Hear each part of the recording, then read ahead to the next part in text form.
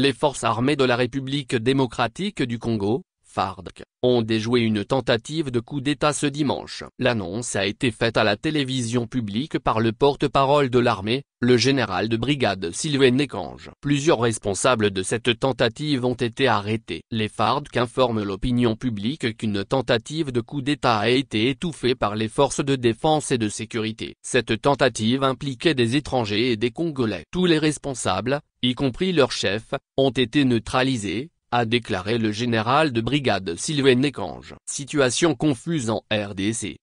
Le général Ekenge a assuré que la situation est sous contrôle et a appelé les habitants de Kinshasa à vaquer normalement à leurs occupations.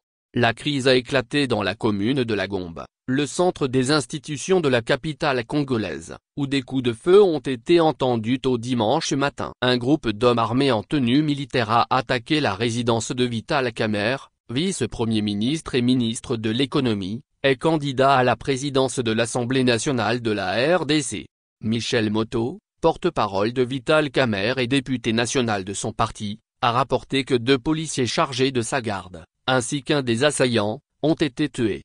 L'honorable Vital Kamerhe et sa famille sont en sécurité, et des mesures de protection supplémentaires ont été mises en place, a-t-il ajouté. Des drapeaux du Zaïre.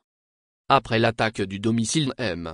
Kamerhe, les assaillants ont fait une incursion au Palais de la Nation, siège de la présidence de la RDC. Quelques heures plus tard, la garde républicaine a intercepté le groupe d'assaillants, habillés en treillis et portant des drapeaux du Zaïre. Dans des vidéos diffusées sur les réseaux sociaux, les assaillants ont déclaré vouloir changer les choses dans la gestion de la République.